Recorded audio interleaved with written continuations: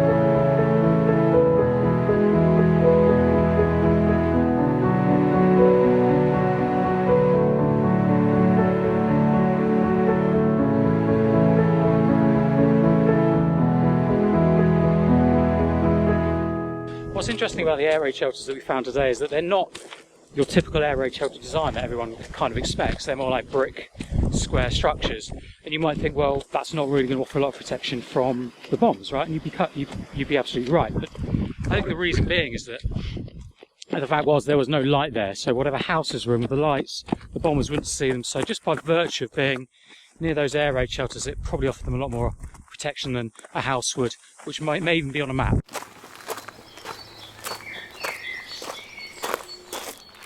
Today we're in a slightly more residential area, and so this is where the remaining 2 air raid shelters should be. You can imagine they would have given some much needed coverage for the people who lived in these houses in the 1940s and the war. You might also wonder why such a rural area like this would need air raid shelters, and the reason being, and the New Forest, as I mentioned yesterday, it was quite a target for bombers, and the nearby village of Hythe being a great example. They used to make motor torpedo boats there, and that factory was bombed at one point, and I'll overlay some footages of that. And there was also, as I said, many encampments throughout the forest, and it was even used for the preparations for D-Day. The military took over multiple buildings in this area, so as you can imagine, it probably was quite a target for the bombers at the time.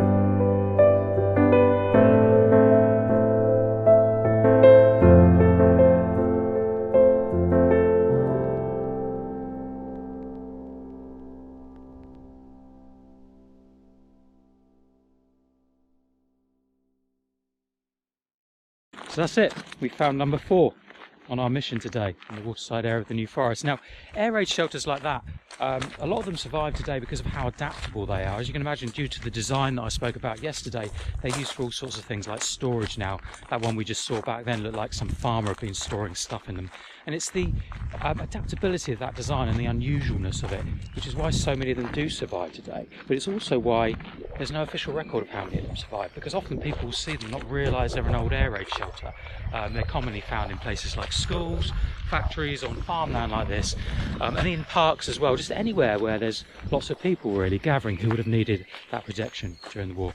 And one last thing as well, the 2 air raid shelters that we saw yesterday, which seems to be in the middle of nowhere effectively, I happened to look on a map from the, I think, 1938, and there were in fact what looked like 2 properties very, very close to those air raid shelters, which are no longer there. So we might go back another day and see if we can find some ruins. But anyway, keep an eye out, because you never know, you might see some of these air raid shelters near where you live and not actually realise what they are.